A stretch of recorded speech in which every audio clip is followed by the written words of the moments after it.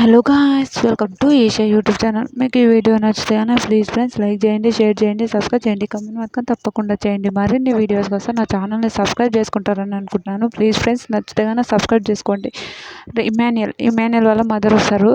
నిజంగా first song వేస్తారు. Song వేసినాక మెయిన్ డోర్ ఓపెన్ చేసినాక అటు నుంచి రాదు ఆవిడ.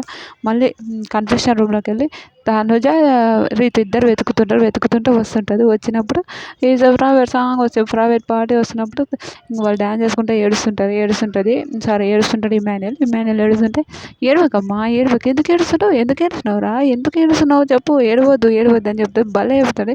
అందరితోనే ఎంత ఫన్ చేశాడంటే, ఏందమ్మా దివ్య, నువ్వు ఎంత రానైనా నా కొడుకుతో అట్లా డ్యాన్స్ చేపిస్తావా, ఏంది రీతు, ఏంది నువ్వు నా కొడుకుతో అట్లా డ్యాన్స్ చేస్తావని వచ్చి హగ్ చేసుకొని ముద్దించుకుంటావు. సూపర్ అనిపిస్తుంది. వాళ్ళ అమ్మ నిజంగా బాబు ఆ గాజులు వాళ్ళ అమ్మనే ఇస్తుందంట.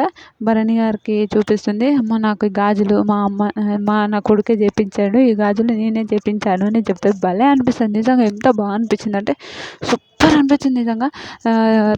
అదేంటంటే మన సంజన గారు కూడా చెప్తుంది. సంజన గారు, నా కొడుకుని చూసుకుంటున్నందుకు థ్యాంక్ యూ అండి, నిజంగా నేను లేని లోటు తీరుస్తున్నావు అంటే, నాకు వాడంటే అంత ఇష్టం అమ్మ, రియల్గా వాడంటే చాలా ఇష్టం నాకు అని చెప్తారు. అది హైలైట్ అనిపిస్తుంది. నిజంగా చాలా బాగా అనిపిస్తుంది. ఎంత బాగా అనిపించింది అంటే, అవ్వ ఏం చెప్తుందిరా బాబు ఈవిడ అని అంత పిచ్చేలేసింది నిజంగా.